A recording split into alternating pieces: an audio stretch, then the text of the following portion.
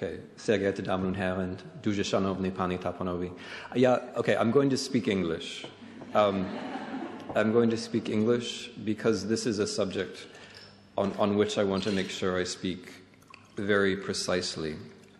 There was a famous interview, speaking of Hannah Arendt, where Hannah Arendt was asked, was bleibt? And she said, es bleibt die Muttersprache.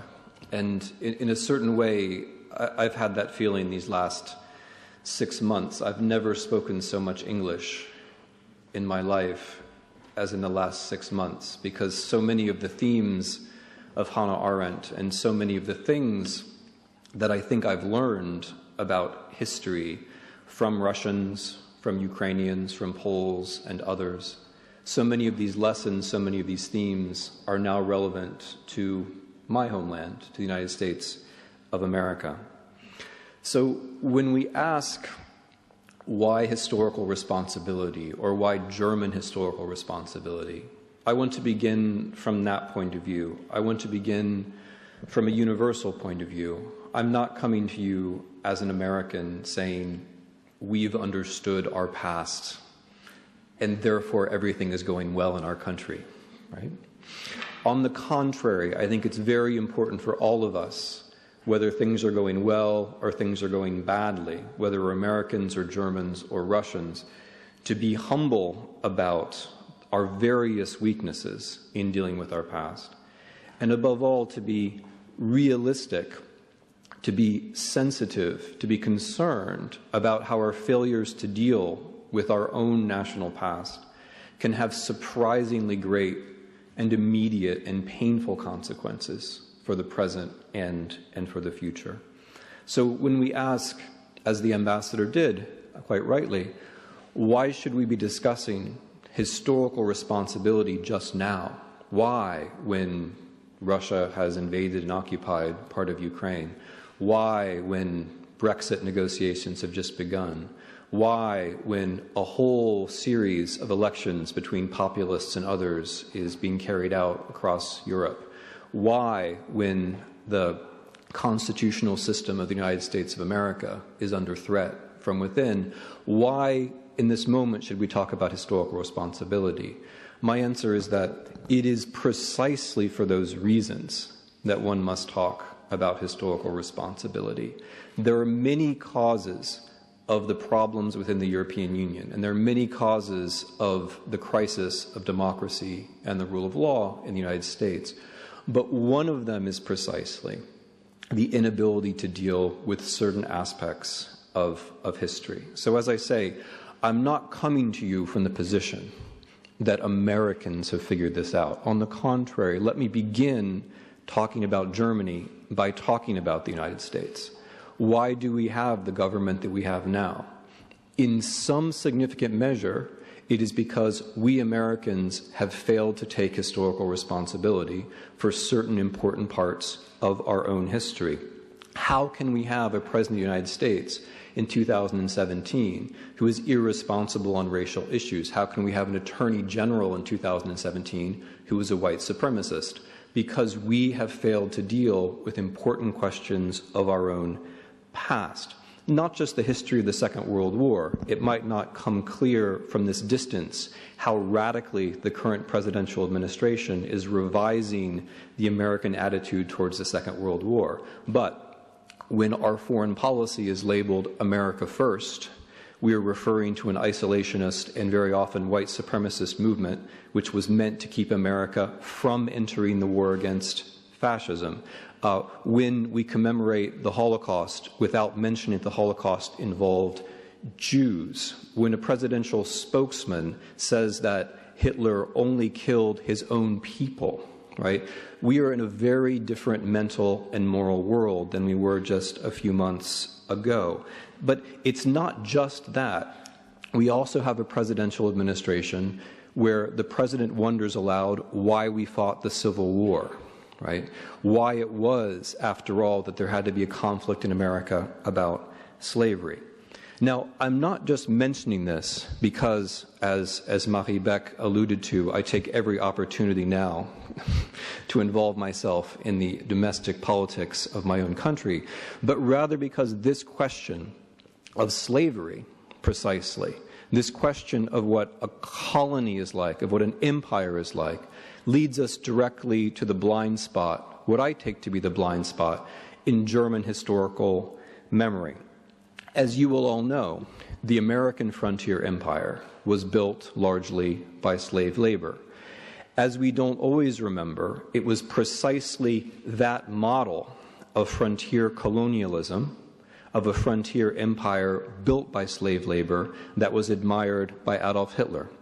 When Adolf Hitler spoke about the United States, it was generally, before the war at least, with admiration. And it was a question for Hitler: who will the racial inferiors be? Who will the slaves be in the German Eastern Empire? And the answer that he gave, both in Mein Kampf and in the second book, and in practice in the invasion of 1941, the answer was the Ukrainians. The Ukrainians. The Ukrainians were to be at the center of a project of colonization and enslavement. The Ukrainians were to be treated as Afrikaner, or as Neger. The word was very often used, as those of you who read German documents from the war will know. By analogy with the United States, the idea was to create a slavery-driven, exterminatory, colonial regime in Eastern Europe, where the center was going to be Ukraine. Now, you have been told many times what results from this. So let me just briefly summarize. The point of the Second World War, from Hitler's point of view, the purpose of the Second World War, from Hitler's point of view, was the conquest of Ukraine. It is therefore senseless to commemorate, to remember any part of the Second World War without beginning from Ukraine. Any commemoration of the Second World War that involves the Nazi purposes, the ideological, economic, and political purposes of the Nazi regime, must begin precisely from Ukraine. Now, this is not only a matter of theory, this is a matter of practice. German policies, the policies that we remember, all of them focused precisely on Ukraine. The Hunger Plan, with its notion that tens of millions, zig Millionen, people were going to starve in the winter of 1941. Generalplan Ost, with its idea that millions more people would be forcibly transported or killed in the 5, 10, or 15 years to follow. But also the final solution, Hitler's idea of the elimination of Jews. All of these policies hung together in theory and practice with the idea of an invasion of the Soviet Union, the major goal of which would be the conquest of Ukraine. The result of this ideology, the result of this, I thought Germans were taller than this. I'm stooping all the time. It's not my bad posture, it's the microphone. I want you to hear me. The result of all of this, the result of this ideology and of this war, was that some 3.5 million inhabitants of Soviet Ukraine, 3.5 million inhabitants of Soviet Ukraine, civilians, were victims of German killing policies between 1941 and 1945. In addition to that 3.5 million, about 3 million Ukrainians, inhabitants of Soviet Ukraine, died as soldiers in the Red Army or died indirectly as a consequence of the war. Now, these numbers are numbers for inhabitants of Soviet Ukraine alone. Of course, the numbers are greater when one includes the entire Soviet Union. But it's worth being specific here about the difference between Ukraine and the rest of the Soviet Union, for two reasons. The first is Ukraine was the major war aim. Ukraine was the center of Hitler's ideological colonialism. But beyond that, in practice, all of Soviet Ukraine was occupied for most of the war, which is why for Ukrainians today, war is something that happens here as opposed to elsewhere. Hitler never planned to conquer any more than 10% of Soviet Russia. And in practice, German armies never occupied more than 5% of Soviet Russia, and that for a relatively brief period of time. Now, Russians suffered in the Second World War in a way that is unthinkable to West Europeans, in a way that is unthinkable even for Germans. But nevertheless, when we think about the Soviet Union, the place of the Soviet Ukraine is very special, even by comparison to Soviet Russia. In absolute numbers, more inhabitants of Soviet Ukraine die in the Second World War than inhabitants of Soviet Russia. In absolute terms. And these are the calculations of Russian historians. In absolute terms, which means in relative terms, in proportional terms, Ukraine was far, far, far more at risk than Soviet Russia during the war. In other words, it is very important, as Marie-Louise Beck precisely and correctly formulated it, to think of the German Vernichtungskrieg against the Soviet Union. But at the center of that Vernichtungskrieg precisely is Soviet Ukraine. So if we want to talk about German responsibility for Russia, very good. But that discussion must begin with Ukraine. Ukraine is on the way to Russia. And the greatest malicious intention and the greatest destructive practice of the German war was precisely in Ukraine. If one is going to be serious about German responsibility for the East, the word Ukraine must be in the first sentence. Now, this also goes for the longest and the most earnest and I think the most important discussion having to do with German responsibility in the East, and that is German responsibility for the mass murder of the Jews of Europe. That is another discussion which makes no sense without mention of Ukraine. As I was walking to this Parliament building, I passed on the street the famous picture of Willy Brandt before the monument to the Warsaw Ghetto Uprising. Willy Brandt kneeling famously before the monument to the Warsaw Ghetto Uprising. This is an important turning point in the history of German self-recognition, of German responsibility. But I ask you to think back not to Willy Brandt in Warsaw in 1970, but think of Jürgen Stroop in Warsaw in 1943. Jürgen Stroop, the German police commander who put down the Warsaw Ghetto Uprising, who issued the orders for his men to go with flamethrowers from basement to murder the Jews of Warsaw who were still alive.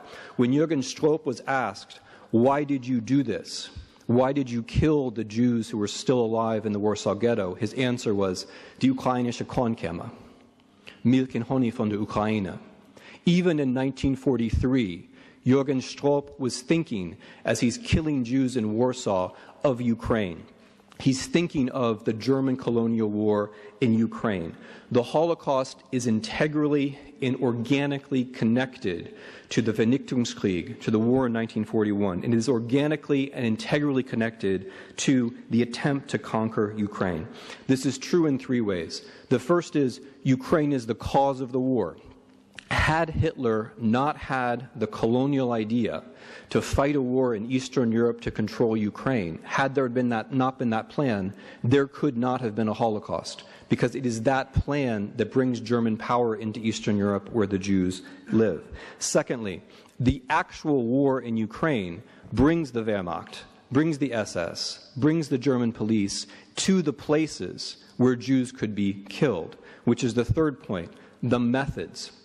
It became clear to Germans in 1941 that something like a Holocaust could be perpetrated because of massacres in places like Kamyanets-Podilsky, or more notoriously Babi Yar on the edge of Kiev. It was there that, for the first time, not only in the history of the war, but for the first time in the history of humanity, tens of thousands of people were killed by bullets in a continuous large-scale massacre. It was events like this, on the territory of Ukraine precisely, that made it clear that something like a Holocaust could happen.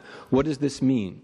It means that for every German who takes seriously the idea of responsibility for the Holocaust must also take seriously the history of the German occupation of Ukraine. Or to put it a different way, taking seriously the history of the German occupation of Ukraine is one way to take seriously the history of the Holocaust. Now, how do we evaluate How do we evaluate the question of German responsibility?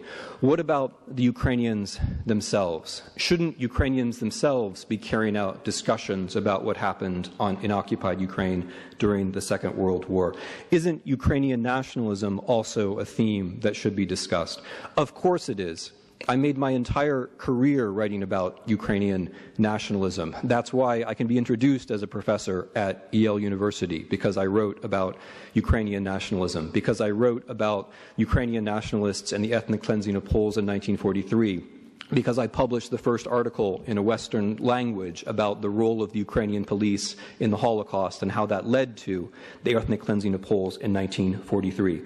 The Ukrainian nationalism is a real historical tendency, and it ought to be studied judiciously, as some members of the audience here have done better and more recently than I. But if we are speaking not in Kiev, but in Berlin, if we are speaking of German historical responsibility, we have to recognize that Ukrainian nationalism is one consequence of the German war in Eastern Europe. Ukrainian nationalism was a relatively minor force in interwar Poland. It was paid by the German Abwehr, as I'm sure many of you will know. Ukrainian nationalists in Polish prison were released precisely because Germany invaded Poland in 1939. When Germany and the Soviet Union jointly invaded Poland in 1939, destroying the Polish state, this also destroyed all the legal political parties, including the legal Ukrainian parties, which had, up until that point, were much more important than Ukrainian nationalists. So, as I say, if we are in Kiev, then we must discuss the role of Ukrainian nationalists in the Holocaust and in collaboration. When I was in Kiev in September to commemorate the 75th anniversary of Babi Yar, that is the point that precisely I made. But if we are in Germany, it's very important that Ukrainian nationalism be seen as part of German responsibility. It's not something that can block German responsibility. It's not an excuse to avoid German responsibility.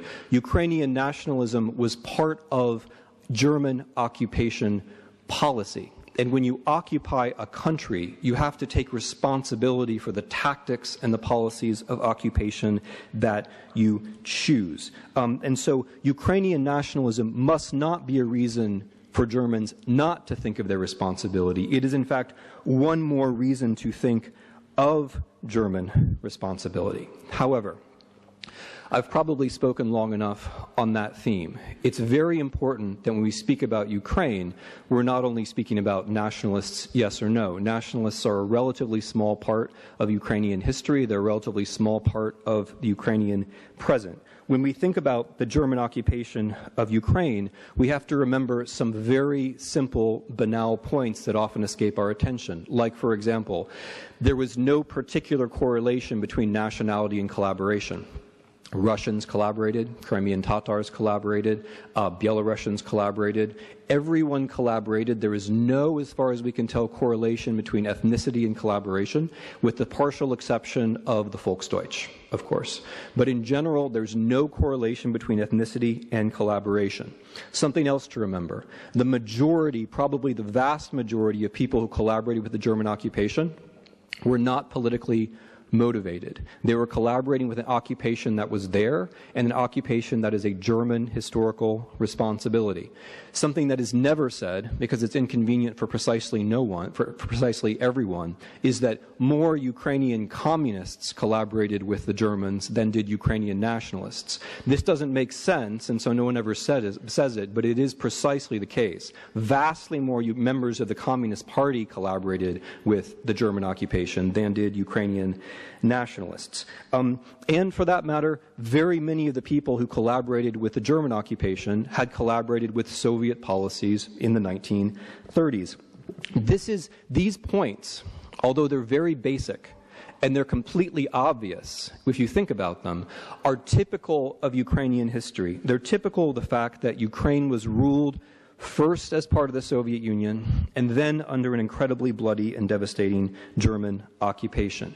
When we think about the way that occupation ended, we often overlook certain basic points, like this. Far, far more Ukrainians died fighting against the Wehrmacht than fighting on the side of the Wehrmacht. Incomparably more Ukrainians died fighting against the Wehrmacht than on the side of the Wehrmacht, which is not something that one can say about every country that's considered an ally. It's not something that one can say, for example, about France, which is why there's no official French history of the Second World War, and why there will never be an official French history of the Second World War, even under Macron. There are some things that Macron cannot do, and one of them will be this. He will not write the official history of the Second World War in France, because more French soldiers fought on the Axis side than on the Allied side. Now, more Ukrainians, okay, you didn't think that was as funny as I did, all right. More Ukrainians fought on the Allied side than died on the Allied side than French. More Ukrainians fought and died on the Allied side than British. More Ukrainians fought and died on the Allied side than Americans. More Ukrainians fought and died on the Allied side than French, British, and Americans put together. Put together. Why do we not see this, or why do Germans not always see this? Because we forget that Ukrainians were fighting in the Red Army. We confuse the Red Army with a Russian army, which it most definitely was not. The Red Army was the army of the Soviet Union, in which Ukrainians, because of the geography of the war, were substantially overrepresented. So when we think about the way the occupation ended, we also have to remember where Ukrainians were most of the time, that Ukrainians suffered in the German occupation. Again, roughly 3.5 million Ukrainian civilians, mostly children and women, killed. And again, roughly 3 million Ukrainians who die in the uniform of the Red Army fighting against the Wehrmacht. Okay, so where does this leave Germany? And why is this more complicated than it might otherwise seem to be? As a historian, I know the history of Ukraine is unfamiliar, and it can seem complicated. But this is not the only problem.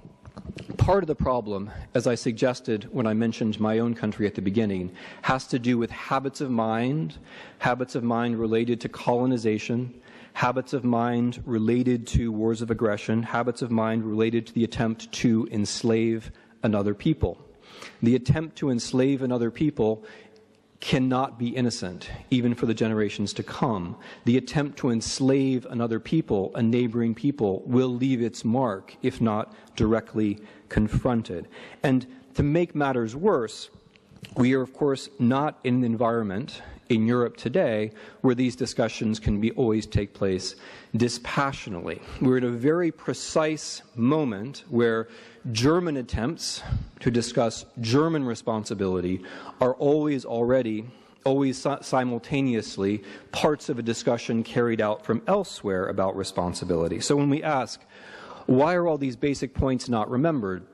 Why is it not always remembered that Ukraine was the center of Hitler's ideology? Why is it not always remembered that Ukraine was the center of German war planning? Why is it not always remembered that Ukrainians were intended slaves of Germany? Why is it not always remembered that Ukrainians were understood racially by Nazi ideology? Why is it not always remembered that if we want to understand the Holocaust, we have to start with Ukraine? Why is it not always remembered that about 6.5 inhabitants of Soviet Ukraine million die as a result of German occupation?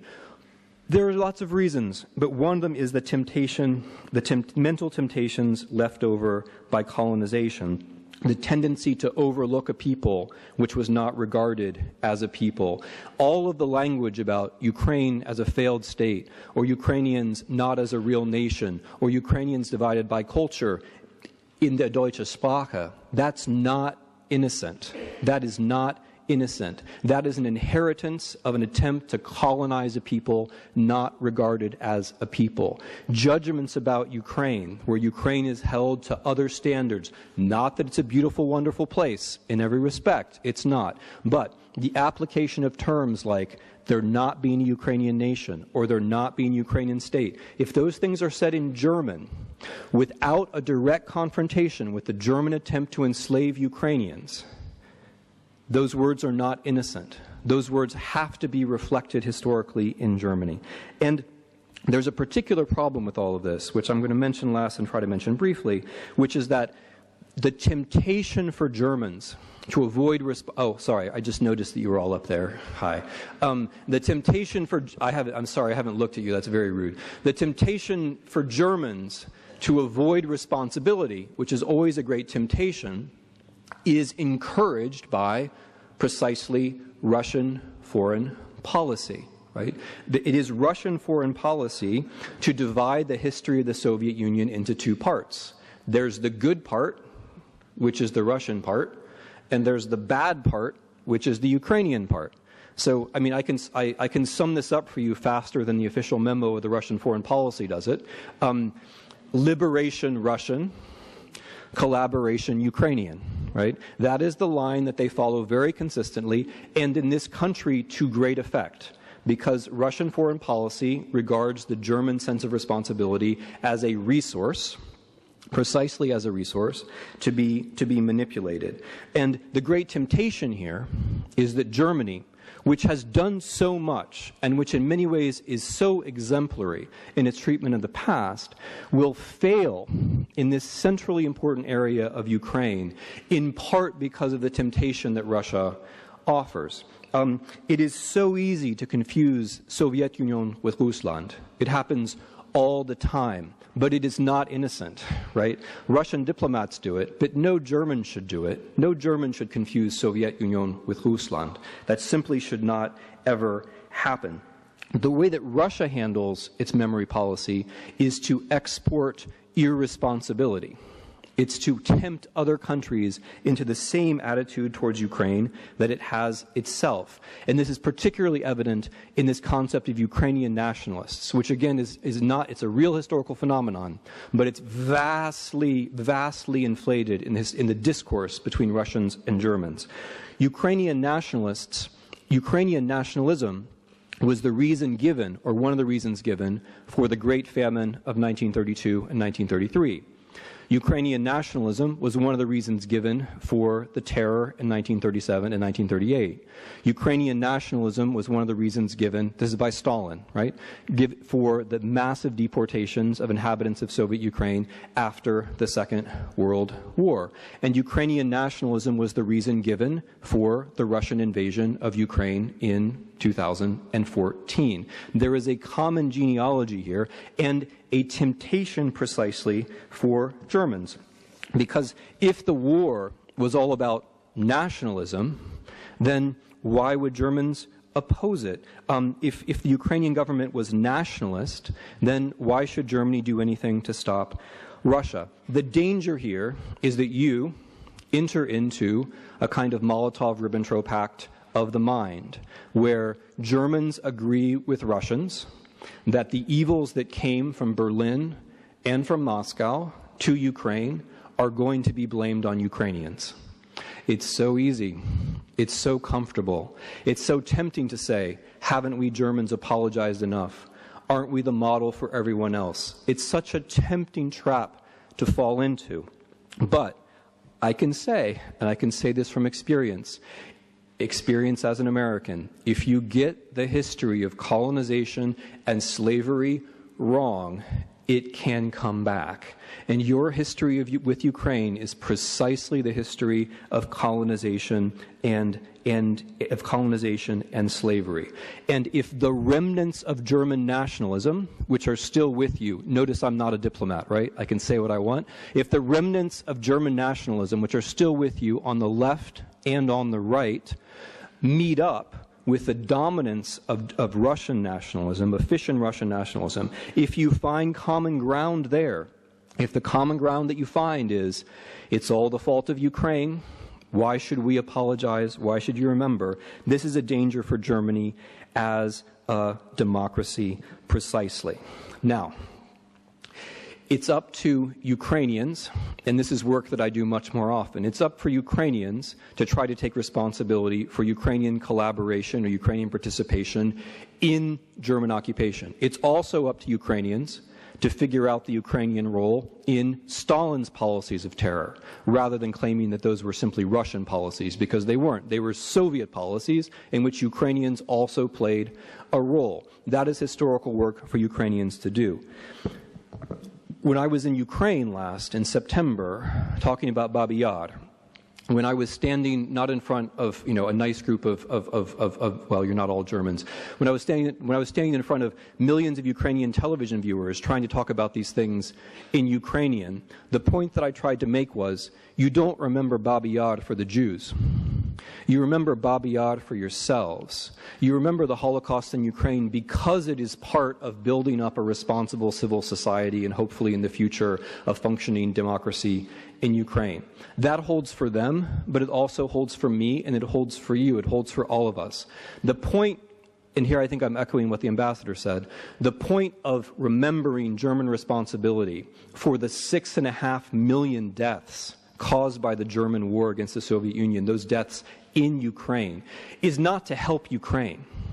Ukrainians are aware of these crimes. Ukrainians live, the children, grandchildren, great-grandchildren of that generation, they live with the legacy of these crimes already. The point is not to help Ukraine. The point is to help Germany. Germany as a democracy, particularly at this historical moment, as we face Brexit, as we face election after election with populists, as we face a declining and decreasingly democratic United States of America. Precisely at this moment, Germany cannot afford to get major issues of its history wrong. Precisely at this moment, the German sense of responsibility has to be completed. Perhaps up until now, this was just a matter, Germany getting history right was just a matter for Germans. Perhaps at the time of the Historikerstreit in the 1980s, the history of the Holocaust was only a matter for Germans. It has to be done for Germans, but the consequences are international. Getting the history of Ukraine wrong in 2013 and 2014 had European consequences. Getting the history of Ukraine wrong now, when Germany is the leading democracy in the West, will have international consequences. That's where I leave you. Thank you very much.